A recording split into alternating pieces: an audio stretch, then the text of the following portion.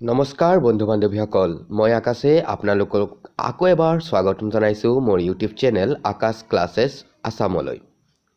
বন্ধুসকল আজি মই আপোনালোকৰ বাবে লৈ আনিছো চাইল্ড ডেভেলপমেণ্ট আৰু পেডাগজিৰ এটি নতুন video'.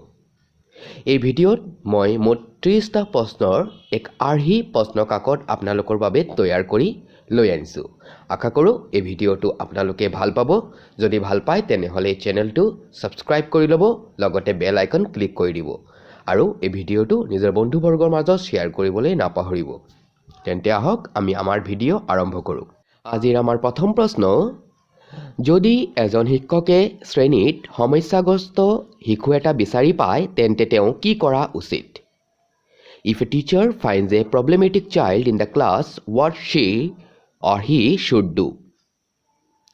Send the child back to home immediately. শিশুটোক লগে লগে ঘৰলৈ ঘূৰাই পঠিয়াওক। The child, শিশুটোক উপেক্ষা কৰক। Punish the child, শিশুটোক শাস্তি দিয়ক। নে provide counseling to the child, শিশুক পৰামৰ্শ প্ৰদান কৰিব। এই প্ৰশ্নৰ সঠিক উত্তৰ হ'ব option 4, provide counseling to the child। পৰৱৰ্তী প্ৰশ্ন, co-curricular activities are mostly related to সহবিদ্যায়তনিক বা সহপাঠ্যক্ৰমৰ কাৰ্যকলাপবোৰ বেছিকৈ সম্পৰ্কিত শিক্ষাৰ্থীসকলৰ মানসিক বিকাশৰ সৈতে, শিক্ষাৰ্থীসকলৰ সামগ্ৰিক বিকাশৰ সৈতে, শিক্ষানুষ্ঠানসমূহৰ বিকাশৰ সৈতে নে শিক্ষাৰ্থীসকলৰ পেছাদাৰী বিকাশৰ সৈতে? ইয়াৰ শুদ্ধ উত্তৰ হ'ব অপশ্যন 2, শিক্ষাৰ্থীসকলৰ সামগ্ৰিক বিকাশৰ সৈতে। পৰৱৰ্তী প্ৰশ্ন, নিম্নলিখিত কোনে শিকন তত্ত্ব প্ৰস্তাৱ কৰা নাই? Whom of the following has not propounded the learning theory? মন দিব, ইয়াত সুধিছে কোনে প্ৰস্তাৱ কৰা নাই। এই প্ৰশ্নৰ সঠিক উত্তৰ হ'ব অপশ্যন 4, B.S. ব্লুম, কাৰণ থৰ্নডাইক, স্কিনাৰ আৰু কোলাৰে লাৰ্নিং থিয়ৰী দিছিল। পৰৱৰ্তী প্ৰশ্ন, meaning of stagnation in education is, শিক্ষাত স্থবিৰতাৰ অৰ্থ হৈছে এটা শিশুক একেটা শ্ৰেণীত এবছৰতকৈ অধিক সময় ধৰি ৰখা, শিশুটো বিদ্যালয়লৈ নোযোৱা, শিশুটোক বিদ্যালয়ত নামভৰ্তি নকৰা নে শিশুটো বিদ্যালয় এৰি যোৱা? এই প্ৰশ্নৰ সঠিক উত্তৰ হ'ব যেতিয়া এটা শিশুক একেটা শ্ৰেণীত এবছৰতকৈ অধিক সময় ধৰি ৰখা হয় তাক ষ্টেগনেশ্যন ইন এডুকেশ্যন বা শিক্ষাত স্থবিৰতা বুলি কোৱা হয়। পৰৱৰ্তী প্ৰশ্ন, in which of the following skill testing of previous knowledge comes? নিম্নলিখিত কোনটো দক্ষতাত পূৰ্বৱৰ্তী জ্ঞানৰ পৰীক্ষা আহে? Skill of demonstration, skill of introduction, skill of stimulus variation নে স্কিল অফ ক্ল'জাৰ? ইয়াৰ শুদ্ধ উত্তৰ হ'ব অপশ্যন 2, স্কিল অফ ইন্ট্ৰডাকশ্যন, কাৰণ আমি ইন্ট্ৰডাকশ্যন কৰাৰ আগতে ল'ৰা ছোৱালীৰ প্ৰিভিয়াছ নলেজ টেষ্ট কৰি লওঁ। পৰৱৰ্তী প্ৰশ্ন, নিম্নলিখিত কোনটো তত্ত্বক ৰিইনফৰ্চমেণ্ট তত্ত্ব বুলিও কোৱা হয়? Which of the following theory is also known as theory of reinforcement? এই প্ৰশ্নটোৰ সঠিক উত্তৰ হ'ব অপশ্যন 1, অপাৰেণ্ট কণ্ডিশ্যনিং থিয়ৰী। ইয়াৰ আন এটা নাম হ'ল theory of reinforcement or punishment আৰু ইয়াৰ প্ৰপাউণ্ডাৰ আছিলে P.F. স্কিনাৰ। পৰৱৰ্তী প্ৰশ্ন, which of the following stages is not the part of Bruner's cognitive development theory? নিম্নলিখিত কোনটো পৰ্যায় ব্ৰুনাৰৰ জ্ঞানীয় বিকাশ তত্ত্বৰ অংশ নহয়? Enactive stage, iconic stage, intuitive stage or symbolic stage? প্ৰশ্নৰ সঠিক উত্তৰ হ'ব অপশ্যন 3, ইনটুইটিভ ষ্টেজ। পৰৱৰ্তী প্ৰশ্ন, Morrison has described 5 steps in his teaching model at understanding level, which are presentation, exploration, organization, assimilation, recitation. মৰিছনে তেওঁৰ শিক্ষণ আৰ্হিৰ 5টা পদক্ষেপ বুজাৰ স্তৰত বৰ্ণনা কৰিছে, যিবোৰ হৈছে উপস্থাপন, অন্বেষণ, সংগঠন, আত্মীকৰণ আৰু আবৃত্তি। এই আটাইবোৰ স্তৰৰ সঠিক ক্ৰম কোনটো? এই প্ৰশ্নৰ সঠিক উত্তৰ হ'ব অপশ্যন 2, কাৰণ মৰিছনৰ 5 ষ্টেজত সকলোতকৈ ফাৰ্ষ্টত আহে এক্সপ্ল'ৰেশ্যন, তাৰপিছত presentation, then assimilation after that organization, and lastly recitation. পৰৱৰ্তী প্ৰশ্ন, which of the following is not related with cognitive domain? নিম্নলিখিত কোনটো জ্ঞানীয় ডোমেইনৰ সৈতে সম্পৰ্কিত নহয়? knowledge, application, valuing, understanding. ইয়াৰ শুদ্ধ উত্তৰ হ'ব অপশ্যন 3 valuing. কাৰণ কগনিটিভ ডোমেইনৰ স্তৰকেইটা হৈছে knowledge, comprehension, application, analysis, synthesis আৰু ইভালুৱেশ্যন। আৰু এইকেইটাকেই নতুনকৈ কোৱা হয় remembering, understanding, applying, analysing, evaluating and creating. তাত ভেলুইং নাই। পৰৱৰ্তী প্ৰশ্ন, which one of the following is a role play method? নিম্নলিখিত কোনটো হৈছে এটা ভূমিকা পালন পদ্ধতি? শিশুৱে এখন অংকন কিতাপত হাতীৰ ছবি আঁকিছে। শিশুৱে শিক্ষকে মৌখিককৈ দিয়া প্ৰশ্নৰ উত্তৰ দিছে। শিশুৱে শ্ৰেণীকোঠাত জেক আৰু জিলৰ চৰিত্ৰত অভিনয় কৰিছে। শিশুৱে ABC গান গাইছে। এই প্ৰশ্নৰ সঠিক উত্তৰ হ'ব শিশুৱে শ্ৰেণীকোঠাত জেক আৰু জিলৰ চৰিত্ৰত অভিনয় কৰিছে। পৰৱৰ্তী প্ৰশ্ন, learning is any change in behaviour resulting from behaviour. Who said it? শিকন হৈছে আচৰণৰ ফলত আচৰণৰ পৰিৱৰ্তন। এইটো কোনে কৈছিল? ক্ৰোৱেন ক্ৰোৱে, গিলফৰ্ডে, উডৱাৰ্থে নে স্কিনাৰে? এই প্ৰশ্নৰ সঠিক উত্তৰ হ'ব অপশ্যন 2 গিলফৰ্ড। পৰৱৰ্তী প্ৰশ্ন, মনোবিজ্ঞান শব্দটোৰ উৎপত্তি ক'ৰ পৰা হৈছে? The term psychology has is origin from Latin, Greek, German নে ফৰাচী? এই প্ৰশ্নৰ সঠিক উত্তৰ হ'ব অপশ্যন 2 গ্ৰীক। সাইকোলজি শব্দটো দুটা গ্ৰীক শব্দৰ পৰা আহিছে। এটা হ'ল চাইকি, আন এটা হ'ল লজিয়া। চাইকিৰ মানে হ'ল সোল, লাইফ অৰ মাইণ্ড, আৰু লজিয়াৰ মানে হ'ল দ্য ষ্টাডি। তো সাইকোলজিৰ সৰল অৰ্থ হ'ল দ্য ষ্টাডি অফ মাইণ্ড। পৰৱৰ্তী প্ৰশ্ন, the first step of problem solving is. সমস্যা সমাধানৰ প্ৰথম পদক্ষেপটো হ'ল formulation of hypothesis, identification of problem, data collection or testing of hypothesis. ইয়াৰ শুদ্ধ উত্তৰ হ'ব অপশ্যন 2 আইডেণ্টিফিকেশ্যন অফ প্ৰব্লেম, মানে সমস্যাটোৰ চিনাক্তকৰণ। পৰৱৰ্তী প্ৰশ্ন, নিম্নলিখিত কোনটো মন্তব্যক এক কাৰ্যকলাপ আধাৰিত পদ্ধতি হিচাপে শ্ৰেণীবদ্ধ কৰিব নোৱাৰি?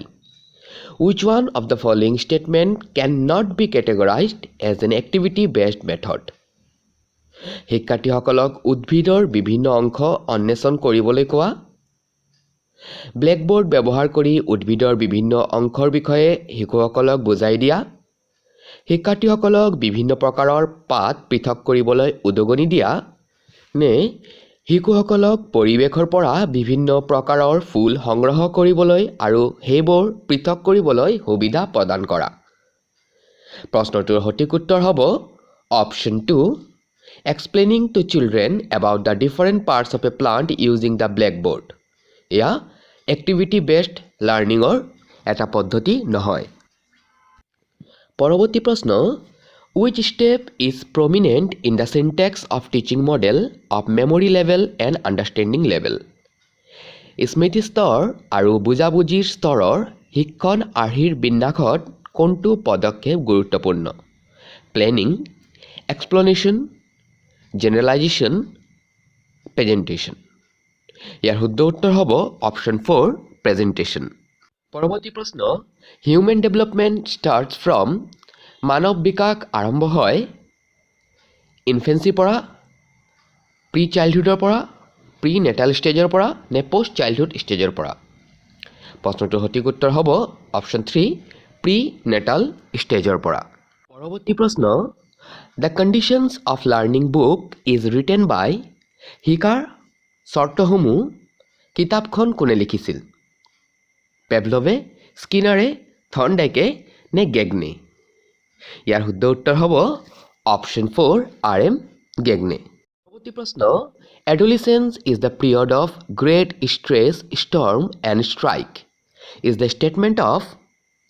কৈশোৰ হৈছে যথেষ্ট চাপ, ধুমুহা আৰু আঘাতৰ সময়। ইয়াক কাৰ বিবৃতি? আমি সকলোৱে জানো এয়া ষ্টেনলি হলৰ বিবৃতি। পৰৱৰ্তী প্ৰশ্ন, total time taken in Indian model of micro' teaching is.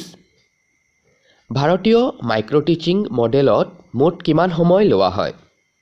30 minutes, 36 minutes, 40 minutes or 45 minutes? শুদ্ধ উত্তৰটো হ'ব অপশ্যন 2, 36 মিনিটছ। পৰৱৰ্তী প্ৰশ্ন, plateaus of learning are a characteristic feature of the learning process indicating a period where no improvement in performance is made. Who said this? শিকন মালভূমি হৈছে শিকন প্ৰক্ৰিয়াৰ এক বিশেষত্ব যিয়ে প্ৰদৰ্শনৰ কোনো উন্নতি নোহোৱা সূচায়। কোনে এইটো কৈছিল? প্ৰশ্নটোৰ সঠিক উত্তৰ হ'ব অপশ্যন 4, ৰছে। পৰৱৰ্তী প্ৰশ্ন, শিশু এটাক অধ্যয়ন কৰাৰ বাবে পিতৃ মাতৃ, ভাই ভনী, বন্ধু আৰু আত্মীয়, চুবুৰীয়া আৰু শিক্ষক আদিৰ পৰা তথ্য প্ৰাপ্ত কৰাক কি বুলি কোৱা হয়? The information obtained from parents, brothers and sisters, friends and relatives, neighbors and teachers, etc. in order to study the child falls under. শুদ্ধ উত্তৰ হ'ব অপশ্যন 2, কেছ ষ্টাডি মেথড। পৰৱৰ্তী প্ৰশ্ন, development is a never ending process. This statement is related to which principle of development. বিকাশ হৈছে এক কেতিয়াও শেষ নোহোৱা প্ৰক্ৰিয়া। এই বিবৃতিটো বিকাশৰ কোনটো নীতিৰ সৈতে সম্পৰ্কিত? প্ৰশ্নটোৰ সঠিক উত্তৰ হ'ব অপশ্যন 1, প্ৰিন্সিপল অফ কণ্টিনিউটি। আমাৰ next question, a teacher shows the students how to dissect a flower and then ask the children to do the same in a hands-on manner. This method is called. এজন শিক্ষকে শিক্ষাৰ্থীসকলক ফুল এটা কেনেদৰে বিভক্ত কৰিব লাগে দেখুৱায় আৰু তাৰপিছত শিশুসকলক একেটা কামত হাতত লৈ কৰিবলৈ কয়। এই পদ্ধতিটোক কি কোৱা হয়? Lecture method, playway method, demonstration method or questioning method? ইয়াৰ শুদ্ধ উত্তৰ হ'ব অপশ্যন 3, ডেমনষ্ট্ৰেশ্যন মেথড। পৰৱৰ্তী প্ৰশ্ন, অনুপ্ৰেৰণাৰ প্ৰবৃত্তি তত্ত্ব কোনে দিছিল? Instinct theory of motivation was propounded by. শুদ্ধ উত্তৰ হ'ব অপশ্যন 3, মেকডোগল। পৰৱৰ্তী প্ৰশ্ন, which of the following stages of development is called as a unique stage of emotional development by Cole and Bruce? বিকাশৰ নিম্নলিখিত কোনটোক স্তৰক কল আৰু ব্ৰুছে আৱেগিক বিকাশৰ এক অনন্য পৰ্যায় বুলি কৈছিল? এডোলিসেন্স, চাইল্ডহুড, ইনফেন্সি অৰ এডাল্টহুড? এই প্ৰশ্নৰ সঠিক উত্তৰ হ'ব অপশ্যন 2, চাইল্ডহুড। পৰৱৰ্তী প্ৰশ্ন, who gave the concept of multiple intelligences? বহুমুখী বুদ্ধিমত্তাৰ ধাৰণা কোনে দিছিল? প্ৰশ্নটোৰ সঠিক উত্তৰ হ'ব অপশ্যন 1, হাৱাৰ্ড গাৰ্ডেনাৰ। আৰু তেওঁ মুঠ 7 ধৰণৰ ইণ্টেলিজেন্সিৰ কথা কৈছিল। পৰৱৰ্তী প্ৰশ্ন, ডিছলেক্সিয়া হেজ ডিফিকাল্টি ইন। ডিছলেক্সিয়াত কোনটো অসুবিধা হয়? স্পিকিং, এক্সপ্ৰেছিং, ৰিডিং, স্পেলিং অৰ ষ্টেণ্ডিং? প্ৰশ্নৰ সঠিক উত্তৰ হ'ব অপশ্যন 3, ৰিডিং অৰ স্পেলিং। পৰৱৰ্তী প্ৰশ্ন, which of the following is not the role of teacher in inclusive classroom? অন্তৰ্ভুক্ত শ্ৰেণীকোঠাত নিম্নলিখিত কোনটো শিক্ষকৰ ভূমিকা নহয়? শিক্ষকে শিক্ষণ অক্ষমক শিকোৱাৰ বাবে অতিৰিক্ত সময় দিব লাগে। শিক্ষকে বেলেগ ধৰণে সক্ষম শিশুৰ প্ৰতি মনোযোগ দিব নালাগে। শিশুৰ প্ৰয়োজন অনুসৰি পৰ্যাপ্ত আসন ৰখাৰ ব্যৱস্থা কৰিব লাগে। নে শিক্ষকে শিশুসকলক উৎসাহিত কৰিব লাগে? ইয়াত যিহেতু শিক্ষকৰ ভূমিকা নহয় বুলি কৈছে, সেইকাৰণে কাৰেক্ট এনচাৰটো হ'ব অপশ্যন 2, শিক্ষকে বেলেগ ধৰণে সক্ষম শিশুৰ প্ৰতি মনোযোগ দিব নালাগে। আমাৰ পৰৱৰ্তী প্ৰশ্ন, in the class questioning by students. শ্ৰেণীত শিক্ষাৰ্থীসকলৰ দ্বাৰা প্ৰশ্ন কৰা হয়, ইয়াক অনুমতি দিয়া উচিত নহয়, উৎসাহিত কৰিব লাগে, নিৰুৎসাহিত কৰিব লাগে নে বন্ধ কৰিব লাগে? ইয়াৰ শুদ্ধ উত্তৰটো হ'ব the questioning by student should always be encouraged. Option number 2। আৰু আজিৰ আমাৰ এই ভিডিঅ'ৰ অন্তিমটো প্ৰশ্ন হ'ল, growth of a child is mainly related to। শিশু এটাৰ বিকাশ মুখ্যতঃ কিহৰ সৈতে সম্পৰ্কিত? নৈতিক বিকাশ, সামাজিক বিকাশ, শাৰীৰিক বিকাশ নে আৱেগিক বিকাশ? ইয়াৰ শুদ্ধ উত্তৰ হ'ব অপশ্যন 3 শাৰীৰিক বিকাশ।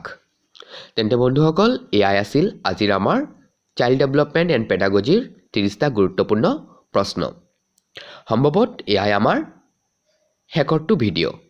যদি পাৰোঁ জাষ্ট এক্সামৰ আগৰ দিনা মই আপোনালোকৰ এই গোটেইখিনি বস্তু এক সংগ্ৰহিত আকাৰে লৈ আনিব যত্ন কৰিম।